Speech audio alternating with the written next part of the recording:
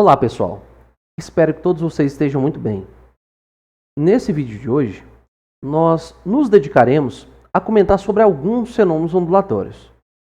E alguns, quando eu digo isso, é porque não vamos falar sobre todos. Vamos falar então sobre a reflexão, a refração, a difração e a polarização. Para vídeos posteriores, eu irei deixar um fenômeno ondulatório muito importante, que é a interferência. Além disso, eu também estudarei na acústica, que é o estudo das ondas sonoras, outros fenômenos ondulatórios que são ou muito particulares à acústica ou que sejam mais inteligíveis dentro deste conteúdo. Sabido disso, vamos partir para o começo do nosso vídeo. Antes de falar de fato sobre os fenômenos ondulatórios, que eu citei na introdução, eu vou apresentar o conceito de frente de onda. É um conceito muito legal, muito importante para a compreensão dos fenômenos ondulatórios que a gente vai tratar aqui. Então vamos começar. Nessa figura, nós temos uma foto de uma onda bidimensional. É uma onda típica que ocorre nas superfícies dos líquidos. Ela ocorre quando você perturba esse líquido, seja jogando uma gotinha sobre ela, qualquer objeto, dando um tapa, e você vai ver esse padrão aqui. Então eu quero que você reconheça os elementos desta onda que foram estudados nos vídeos passados. O primeiro elemento que se destaca aqui, com certeza, são as cristas dessa onda. Lembre-se, as cristas são relacionadas com a amplitude, que é a altura dessa onda. Então veja bem, eu vou colocar pontinhos marcando as cristas dessa onda. Então aqui eu tenho uma crista desta onda aqui. Mais à frente, eu tenho esta outra crista, onde eu tenho a amplitude.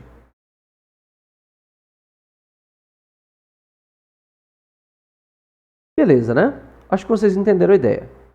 Agora eu quero que vocês pensem sobre uma coisa.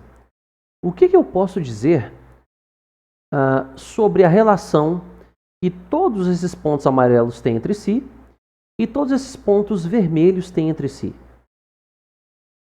Como eles estão sobre a mesma crista, eu digo que eles estão em fase.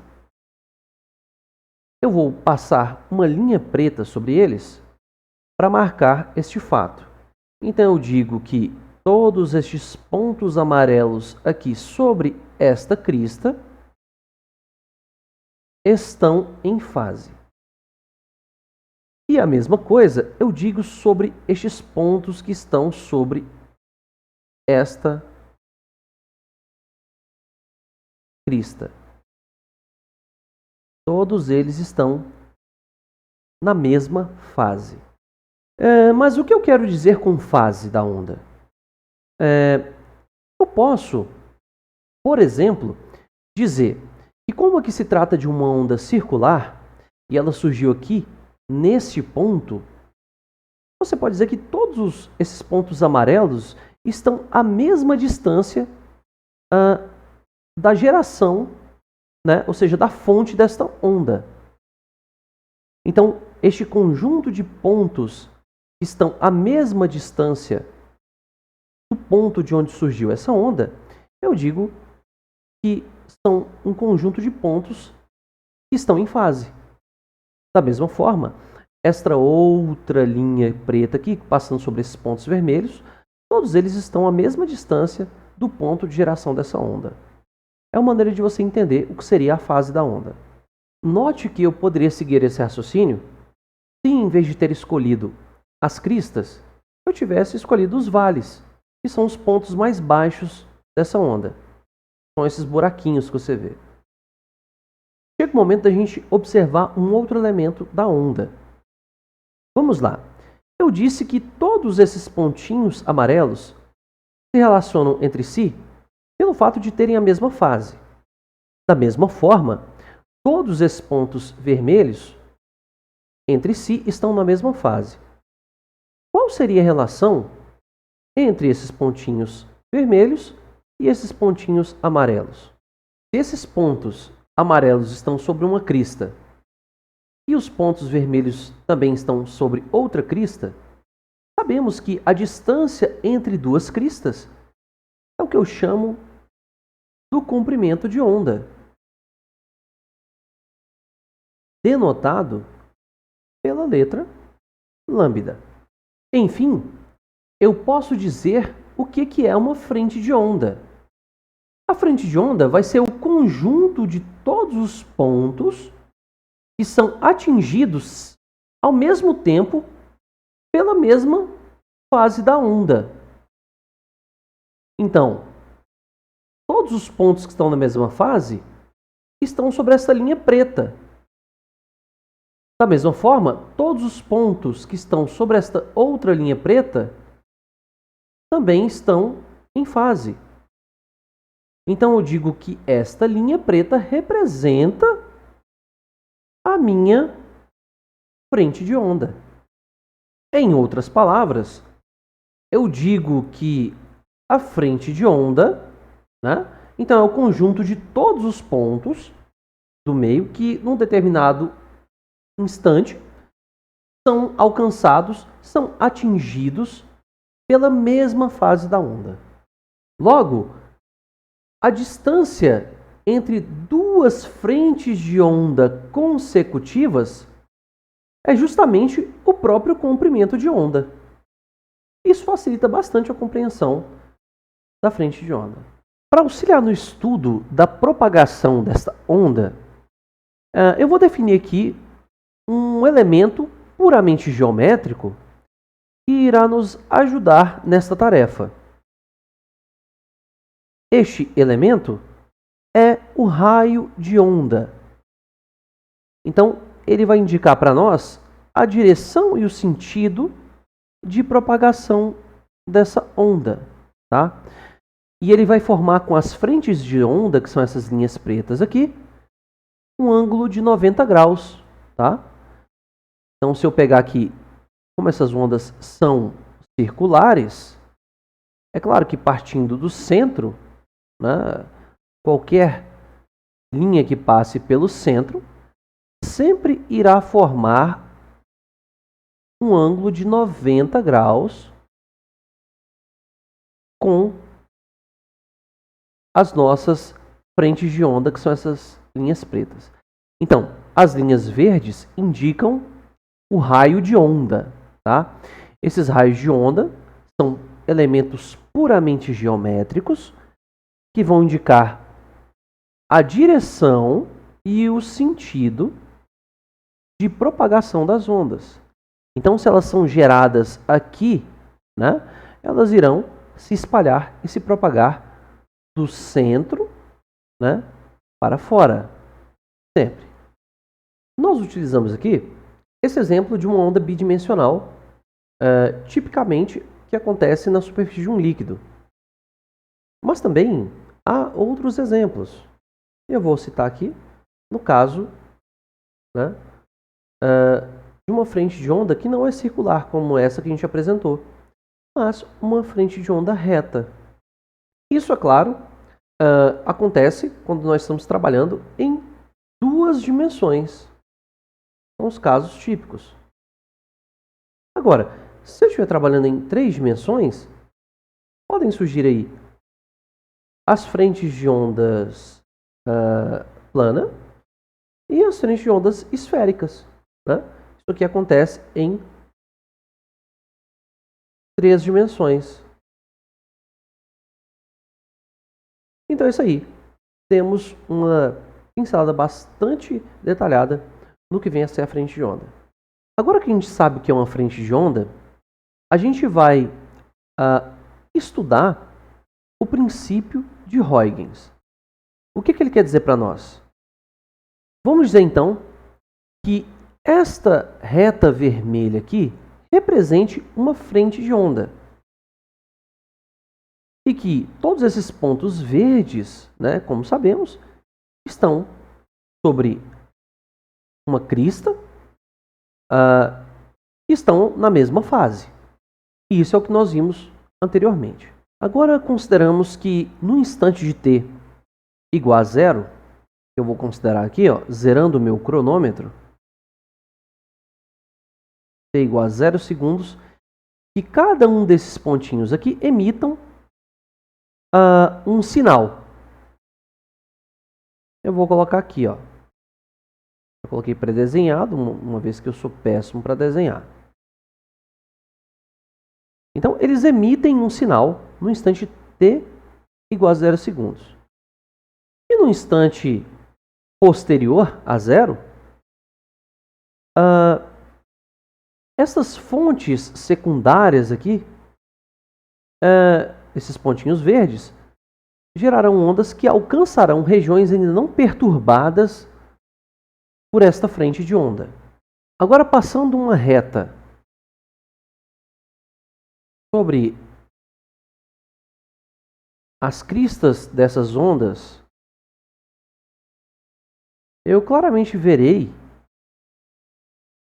que eu terei uma nova frente de onda.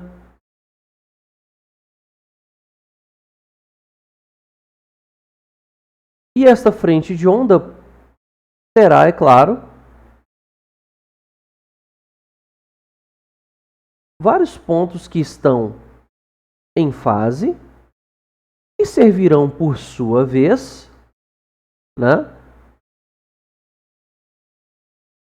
para constituírem novas fontes secundárias de ondas.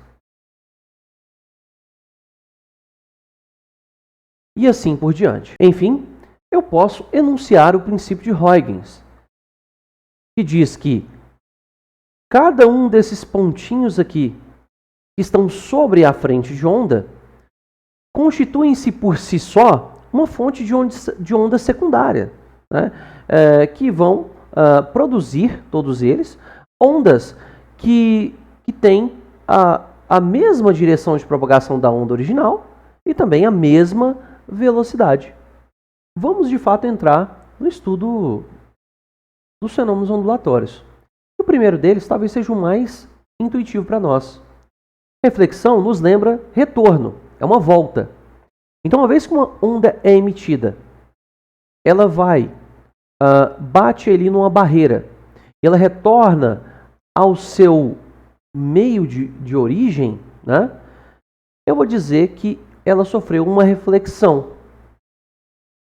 Eu tenho aqui alguns exemplos, que é o ultrassom do morcego, o sonar que ele usa para localizar suas presas e também se movimentar.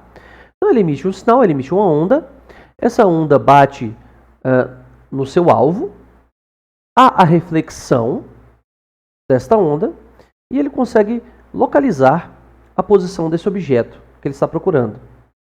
Da mesma forma, eu tenho o exemplo do radar, mesmo princípio aqui do funcionamento do morcego.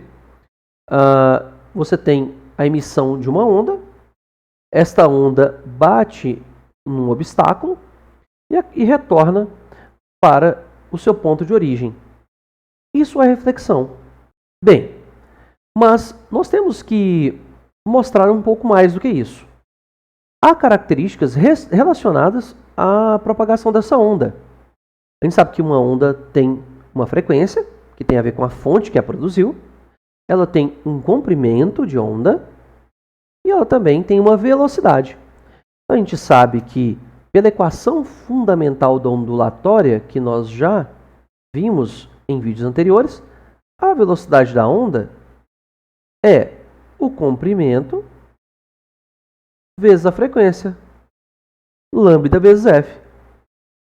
Agora vamos lá. A gente sabe que este f só depende da fonte que gerou essa onda. Ela seria a impressão digital da nossa onda. Ora, mas se você não mudou de meio, o comprimento de onda, ele continua o mesmo também. Se o comprimento de onda continua o mesmo, a velocidade da onda também não é alterada. Então, eu posso dizer que, na reflexão, a frequência e o comprimento de onda permanecem iguais e, consequentemente, a velocidade da onda. Então, guardem isso na mente de vocês. Isso é muito importante para caracterizar o fenômeno da reflexão. Eu vou começar com o exemplo de uma reflexão em uma dimensão. E o caso mais simples é de um pulso de uma corda. Então, você pode fazer isso na sua casa.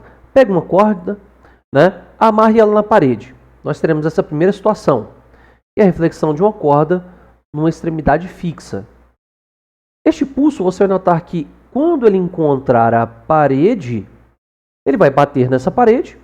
Pela terceira lei de Newton, o que vai acontecer? A esta ação tem uma reação. Estes pontos da corda irão empurrar a parede para cima e a parede depois irá empurrá-las o quê? Para baixo. Então o que acontece aqui é uma inversão de fase. Se a fase aqui for ligada a uma amplitude, com a corda para cima, esta corda aqui, quando ela estiver para baixo, você vai ter uma inversão. Se aqui eu tenho uma crista, aqui eu vou ter um vale. Isso, então, é o que acontece na reflexão de um pulso de uma corda, se a extremidade estiver fixa.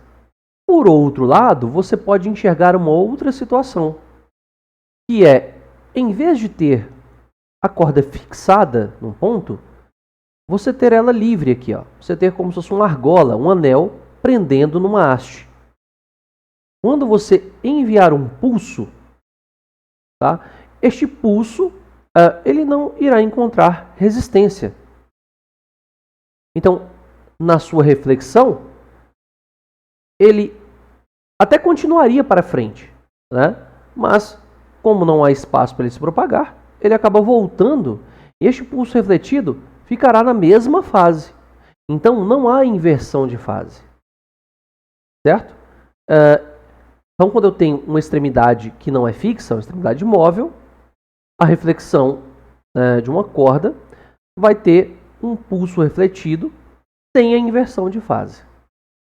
Agora, estudando a reflexão em 2 e 3 dimensões, surgem coisas interessantes para a gente analisar.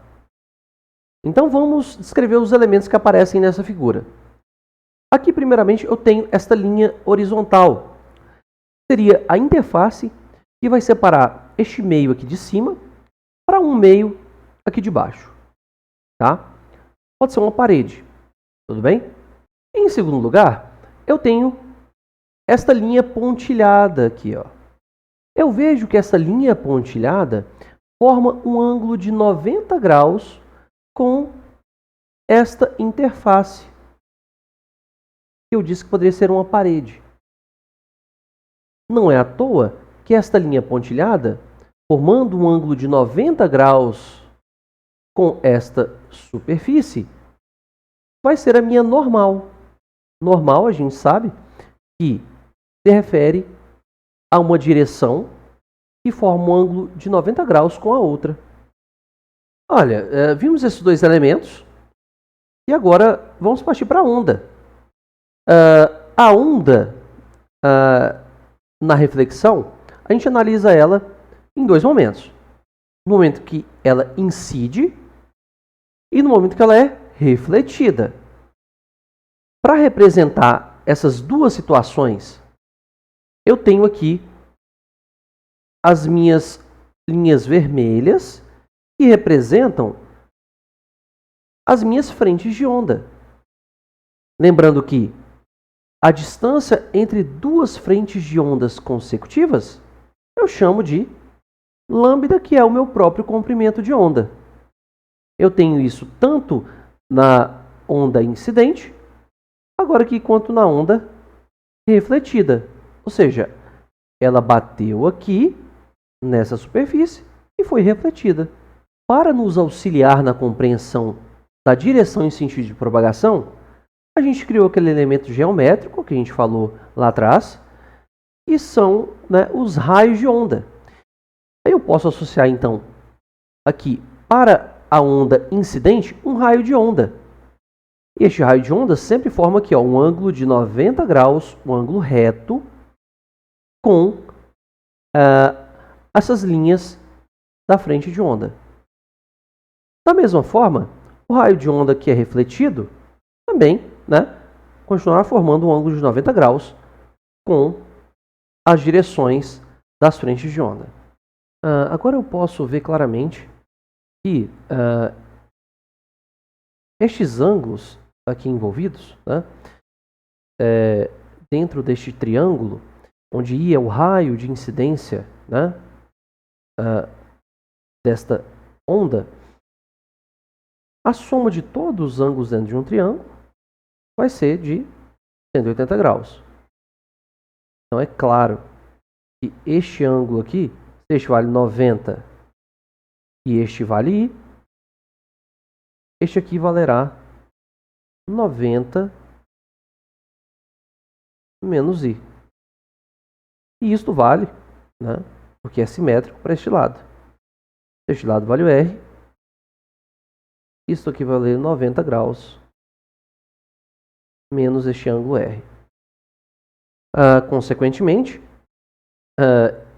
como a normal faz 90 graus com a superfície, estes ângulos aqui, né, só podem ser I e R, como a própria figura já mostra.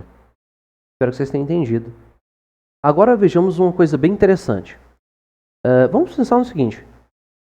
Qual o primeiro ponto dessa figura que chegará nessa interface aqui? Será este pontinho aqui, ó.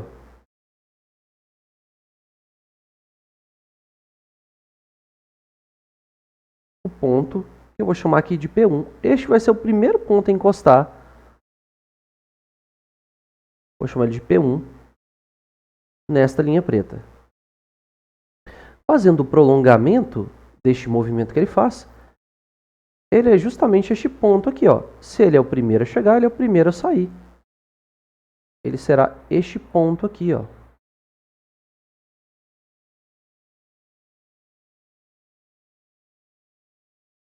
Vou desenhar ele aqui.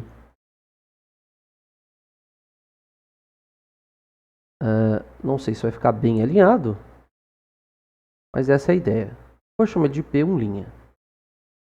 Seguindo a mesma ideia, o último ponto a sair aqui, o último ponto a chegar, né? E o último ponto a chegar, vou colocar aqui, que aqui tem um prolongamento, né? Acho que é o ponto P2', que é o ponto que partiu daqui, ó.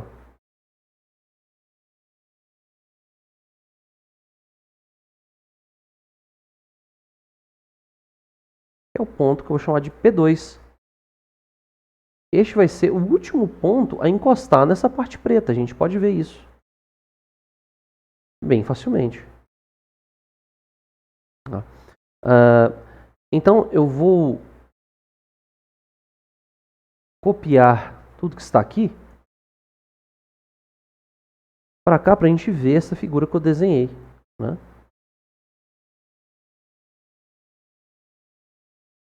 Olha só. Daqui eu posso tirar os prolongamentos, são essas linhas vermelhas, né, que indicam as frentes de onda. Eu posso colocá-las aqui também, ó.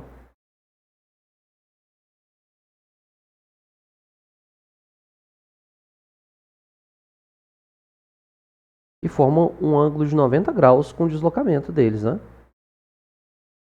Vou colocá-las de cores vermelhas para indicar que elas são as nossas frentes de onda ainda. E a mesma coisa aqui.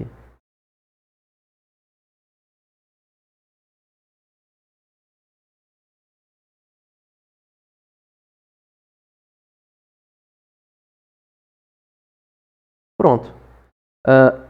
Se esse é o deslocamento, a gente sabe que em relação às frentes de onda, estes ângulos valem 90 graus. Como a gente já viu. O raio de onda forma um ângulo de 90 graus com as frentes de onda. Se este ângulo aqui vale I, que é o ângulo incidente, e este ângulo aqui vale R, que é o raio refletido, né? Só para a gente ter uma ideia aqui, né? Seguindo essa figura, eu vejo que se essa velocidade é constante, ele percorreu essa distância aqui, ele levou um certo tempo, e levou o mesmo tempo para chegar até aqui. Eu posso concluir claramente que estes lados são congruentes, né? De modo que eu consigo concluir, pela minha análise, que o ângulo de incidência, né? Ou seja, o ângulo que a onda forma aqui, com esta linha da interface, é exatamente o mesmo ângulo que ela forma na sua saída, que é o ângulo de reflexão. Então, eu concluo que I é igual a R. Isso aqui é uma forma de dizer sobre a nossa lei da reflexão. Na verdade, esta é justamente a nossa lei da reflexão.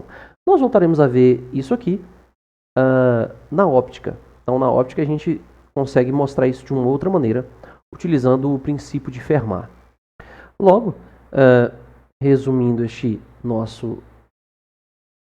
nossa demonstração, o ângulo de incidência da onda é igual ao ângulo refletido. Tá? Eu vou chamar isso aqui de lei da reflexão. Tá? Lei da reflexão.